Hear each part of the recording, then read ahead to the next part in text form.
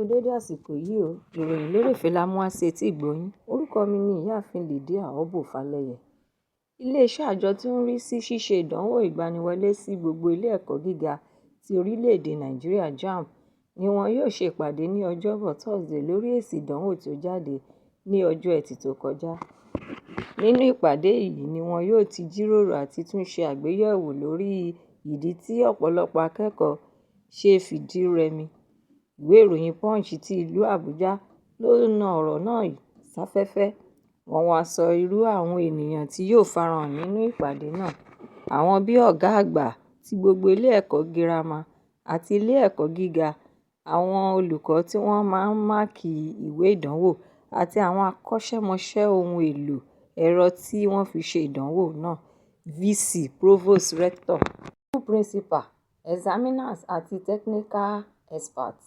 Ìwé ìròyìn náà tún ṣàlàyé wípé àwọn akẹ́kọ̀ọ́ àti òbí ti ń fi ẹ̀hónú wọn hàn sí àjọ JAMB, tí wọ́n sì tún sọ pé àwọn akẹ́kọ̀ọ́ tí ó jókòó ṣe ìdánwò ti ọdún yìí rí ìjákulẹ̀ nítorí pé àwọn ohun èlò àti irinṣẹ́ ìdánwò náà kò dára tó ní àwọn ibì kọ̀ọ̀kan tí ètò ìdánwò náà ti wáyé. Ẹ̀kúnrẹ́rẹ́ ìròyìn náà wà nínú ìwé ìròyìn Punch. Àwọn olórí nínú ẹgbẹ́ òṣèlú People Democratic Party (PDP) ni wọ́n dún kòkòlájà mọ́ ẹgbẹ́ wípé àwọn yóò fi ẹgbẹ́ òṣèlú náà sílẹ̀ nítorí pé bí wọ́n ṣe ń tukọ̀ ẹgbẹ́ náà kò dára tó.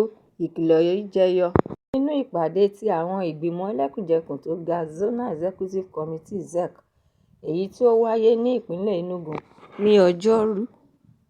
Níbẹ̀ ni àwọn olórí nínú àwọn ẹgbẹ́ òṣèlú yìí ti fi dandan lé pé kí SKE Ude Okoye kó di akọ̀wé àpapọ̀ ti ẹgbẹ́ náà ní kíákíá.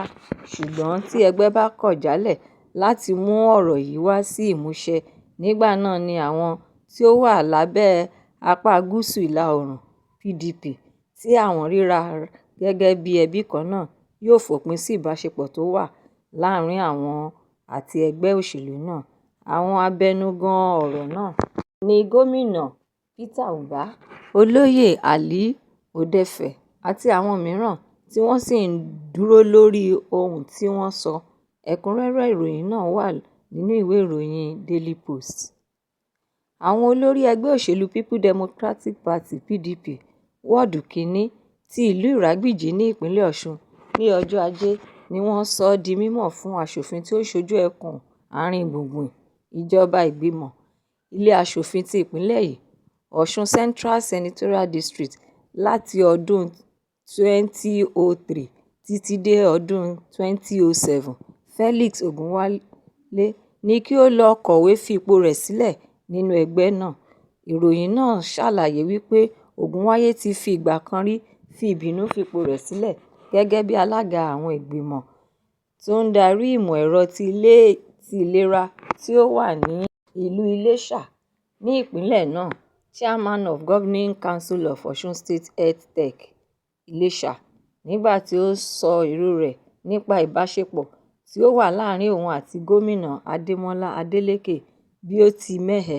Ṣùgbọ́n níbi ìpàdé àpérò pàtàkì wọ́ọ̀dù ti ẹgbẹ́ tó wáyé ní ìlú Ìrágbìjí ni alága ẹgbẹ́ òṣèlú PDP ti wọ́ọ̀dù náà, Taibat Ọládìméjì, ti sọ nínú ọ̀rọ̀ rẹ̀ tí ó fi ránṣẹ́ pé ìtura dé bá gbogbo àwọn ọmọ ẹgbẹ́ nígbà tí Ogunwale fi yẹra tí kò sì dá sí ohunkóhun tí wọ́n ń ṣe fún odidi ọdún kan. Àbáyọ̀mí Adégòkè ni ó ka ọ̀rọ̀ náà síta, sọ pé àwọn ìgbìmọ̀ ti wọ́ọ̀dù kìíní kò ní darapọ̀ mọ́ Ogunwale láti fi ẹgbẹ́ sílẹ̀ nítorí pé àwọn túbọ̀ múra sí i láti jẹ́ kí ìfarajìn àwọn fún ẹgbẹ́ òṣèlú PDP àti ìṣèjọba Adeleke kí ó túbọ̀ máa tẹ̀síwájú sí i. Ẹ̀kúnrẹ́rẹ́ ìròyìn eléyìí náà wà nínú ìwé ìròyìn Punch. Mínísítà ti ìlú Àbújá Barrister Nyesom Wike, nínú àwọn ètò pàtàkì rẹ̀ ní ọjọ́ Ajé ní ìlú Àbújá ni ọ̀rọ̀ yìí ti jẹyọ wípé àwọn olórí ẹgbẹ́ People Democratic Party lè fi ìmọtara-ẹni nìkan pa ẹgbẹ́ òṣèlú náà run, tí yóò sì mú kí wọ́n pàdánù ètò ìdìbò gbogbogbò ní ọdún 2027. Nínú ọ̀rọ̀ rẹ̀ yìí náà ni ó ti tẹnumọ́ wípé kọ́kọ́rọ́ pàtàkì ní ipò adarí jẹ́. Kí ènìyàn bá kùnà láti darí nǹkan lọ́nà tó yẹ, ó di dandan kí irú ẹni bẹ́ẹ̀ kó jìyà rẹ̀.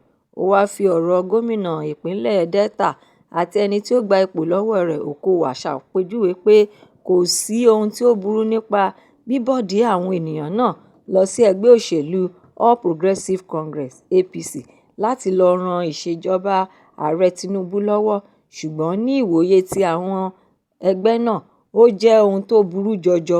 Ó tún wá tẹ̀síwájú nínú ọ̀rọ̀ rẹ̀ pé ṣe ni ó yẹ kí ẹgbẹ́ òṣèlú náà sa gbogbo ipá wọn láti ṣe ohun tí ó yẹ, tó tọ́, tí ó sì mú ìdàgbàsókè bá ẹgbẹ́ wọn, kì í ṣe pé kí wọ́n máa fi làpálàpá sílẹ̀, kí wọ́n máa wo àrùn wárápá.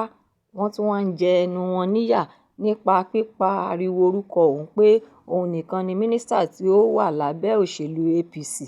Ẹ̀kúnrẹ́rẹ́ ìròyìn eléyìí náà wà nínú ìwé ìròyìn Nigeria Tribune Online. Ẹ pàdé mi fún àkọ́tún ìròyìn lérèfé mìíràn lọ́la ní àṣẹ Èdùmàrè. Ẹ ṣé tí ẹ̀ ń tẹ́tí gbọ́ mi. Ó dàbọ̀.